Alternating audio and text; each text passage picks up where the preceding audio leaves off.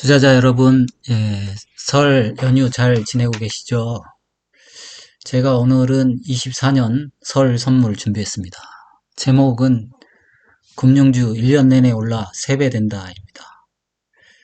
이런 제목으로 KB금융, 신한지주, 미래에셋증권, 삼성증권 차트 간단히 보겠습니다. 오늘 날짜는 2024년 2월 11일 일요일입니다. 이거는 제가 이제 시황방송에서 써먹는 페이지인데요. 그렇죠. 정부에서 주가 부양에 나섰다. 정부에 반하지 말라. 뭐 이런 얘기죠. 그렇죠. 윤 정부가 지금 주가 부양에 대대적으로 나섰습니다. 그래서 최종적으로 나온 안이 이제 저포주 관리입니다. 저포주 문제아 리스트 만들겠다. 이게 이제 일본에서 효과를 봤기 때문에 우리 정부에서도 이제 이거를 쓰기로 한 모양입니다. 근데 뭐 일각에서는 이게 총선 전 단기 테마다 이런 말도 있는데 저는 대세 상승 재료로 보고 있는데 그렇게 보는 이유를 제가 오늘은 예, 벗기겠습니다. 베일을. 자, 제가 사실 기사를 찾아야 되는데 이게 인터넷에는 2004년도 기사는 안 나오더라고요. 그래서 찾을 수가 없는데 저 아마 제 생각에 저희 구독자분들이 그래도 좀 연차가 되시는 분들이라서 이런 거 기억하실 거예요. 혹시 또 신문도 가지고 계실지 모르는데 제가 혹시 여력이 되면 신문도 한번 찾아보도록 하겠습니다. 2004년도죠. 2004년도 말 2005년도 자본시장 통합법발 대상승, 증권주가 대상승했는데, 그거를 저는 기억합니다. 저도 사실 그때 삼성증권 투자했었고, 2004년도 말 자본시장 통합법을 논의하기 시작했습니다. 그렇죠. 이거를 법을 제정한 건 아니에요. 법 제정은 2007년도 8월이에요. 아무튼 수혜주로 이제 증권주가 거론이 되면서 2004년도 말 12월 달에 이제 증권주가 조용히 있다가 갑자기 거래가 터지면서 이제 올라갔죠. 그래서 일단 삼성증권 18,000원 하던 주가가 이제 3만원까지 찍었죠. 두 배는 못 오른 거예요. 그리고 그렇죠. 그 당시 주도주 저는 미래에셋증권, 대우증권이었는데 그 당시는 이거를 거래를 안 해서 했어야 되는데 아무튼 3,000원 하던 주가가 지금 일단 거의 6,000원, 5만 5,500원까지 갔어요. 여기가 이제 출발점이죠. 여기가 출발점이고. 그래서 사람들은 그때 잘 몰랐을 거예요. 이게 어떻게 되리라는 걸. 일단 논의만 시작했으니까. 근데 이제 2007년도에 제정이 됐는데 3년간 어떤 일이 벌어졌냐. 이렇게 됐습니다. 이게 삼성증권입니다. 삼성증권 2005년도, 그러니까 2004년도 말에 15,000원 하던 주가가 자본시장 통합법 제정할 2007년도에는 11만 3천원, 7배 올랐습니다.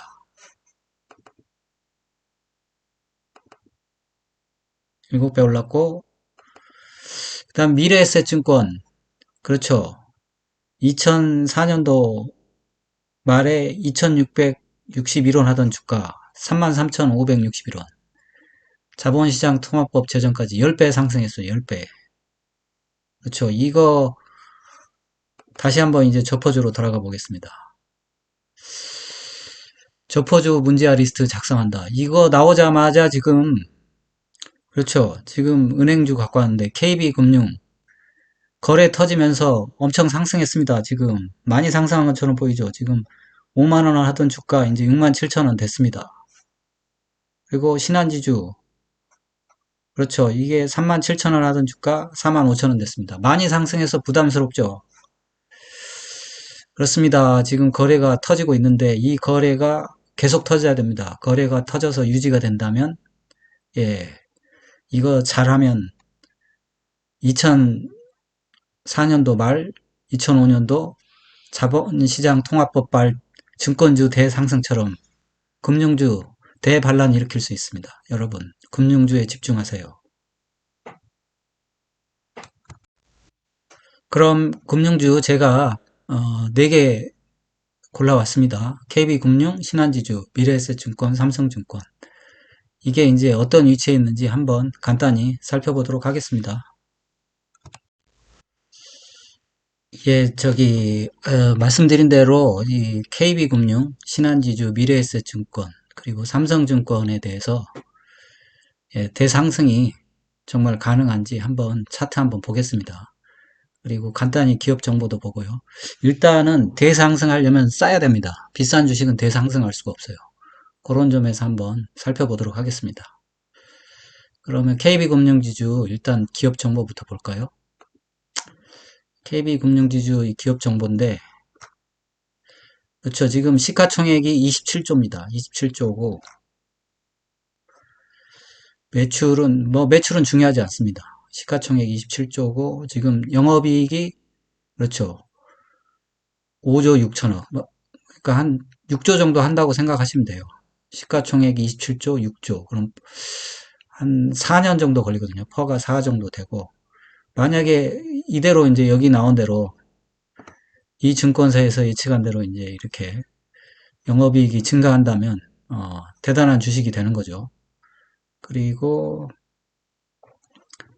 요새 유행하는 게 이제 PBR인데 PBR 자체는 지금 0.4입니다. 0.4니까 단순히 1.4로 만든다고 치면 단순 계산으로 이제 4배, 4배, 5배 상승할 수 있는 거죠. 4배, 4배, 3배, 4배. 네, 그렇습니다. 그러니까 현재 영업이익이 이제 변하지 않는다는 상태에서. 그러면 주가가 어떻게 됐냐 한번 보겠습니다. 일봉상 보면 지금 이번에 그전에 거래가 없었는데 거래가 되게 붙었죠. 이게 이제 거래가 줄어버리면 이제 안 되는 겁니다. 거래가 계속 유지되는지 봐야 되고, 그렇죠. 이게 뭐 행보를 해도 되는데 거래가 계속 유지되는 게 중요하다. 이거를 이제 관찰을 잘 해야 됩니다. 주봉을 보면, 주봉상은 이제 겨우 2주 정도 됐거든요. 3주 된 거예요. 근데 이제 아무튼 이전 거래에 비해서는 늘었는데 이 주봉상 거래도 유지가 되는지 봐야 되겠습니다.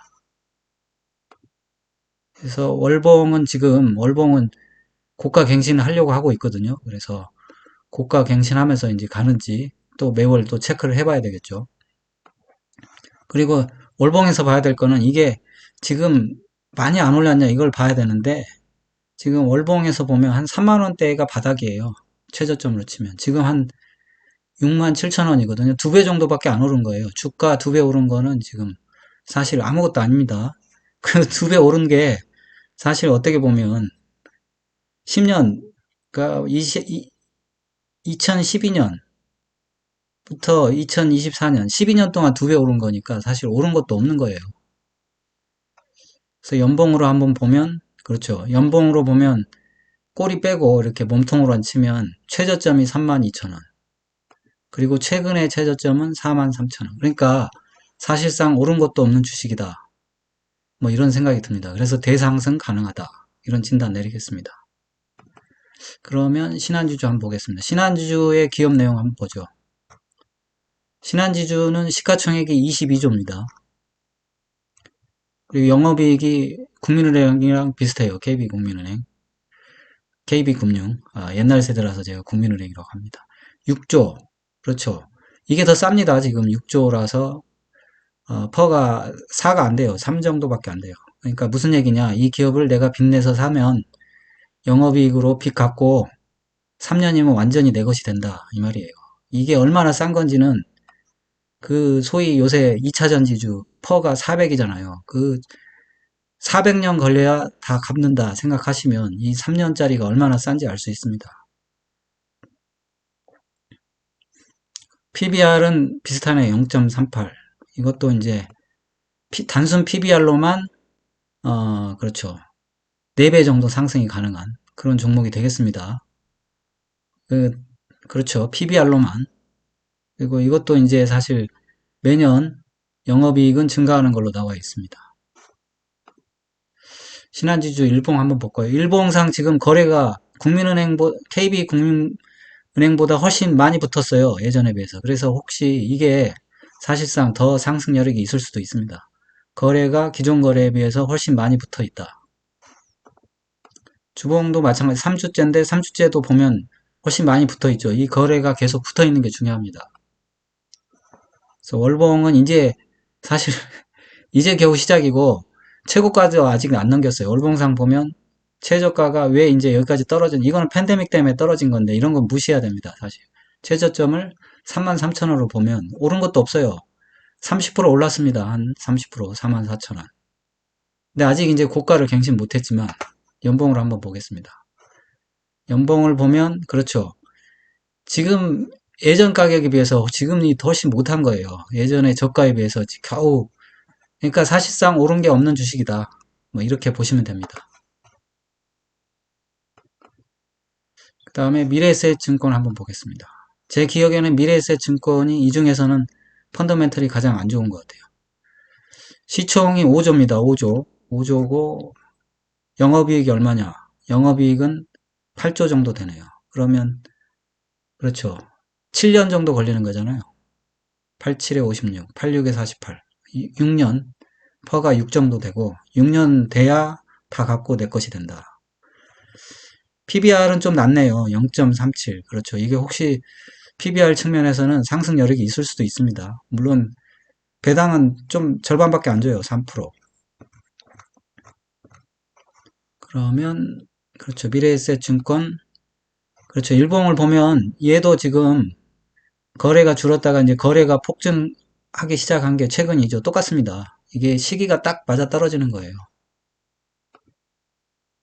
2주째 상승하고 있고 그러면 이게 바닥권이 어디냐? 지금 얘는 바닥권이 이 정도 5,700원. 그래서 얘는 한 50% 상승한 거예요. 그래도 연봉으로 한번 볼까요? 연봉으로 보면 옛날은 잊어버리고 여기가 바닥권이잖아요. 6,000원대. 6,000원대가 바닥권인데 지금 9,000원대니까 한 30% 오른 겁니다. 예.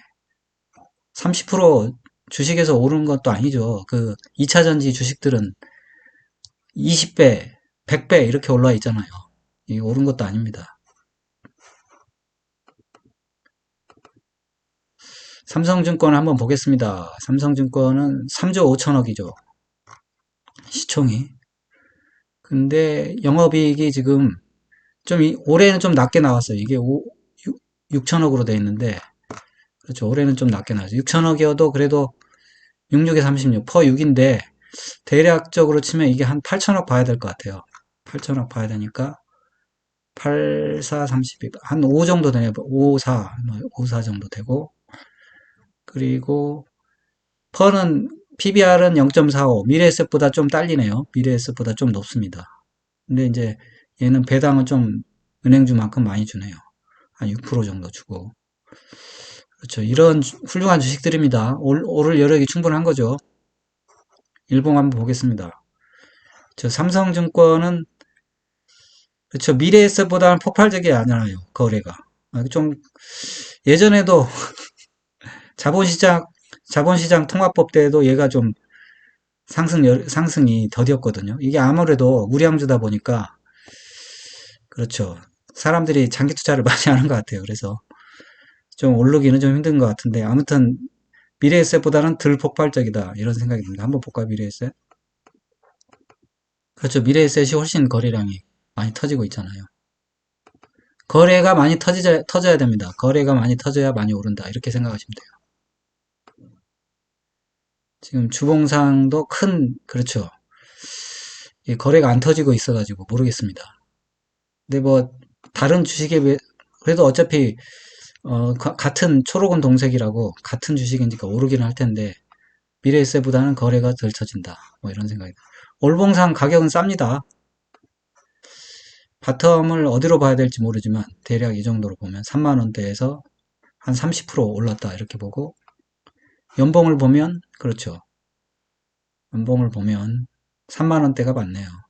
그래서 한 30% 올라 있다. 이렇게 생각하면 돼요. 그래서, 음, 그렇습니다. 이게 결국은 폭발적인 거래, 이게 이제 계속 유지가 돼야지 이게 상승이 가능한 거예요. 그래서 여러분들 그냥 투자해놓고 묻지 마시고 잘 보고 계시다가 이게 결국은 조정이 나와서 매수 기회를 줍니다. 이런 것들이. 아까 제가 자본시장 통합법에서도 미래에셋이랑 삼성증권 보여줬지만, 그래도 조정이 나와서 매수 기회는 주거든요. 그러니까 잘 보셨다가, 저도 잘 보고 한번, 매수 기회가 오면 신호를 드리겠습니다.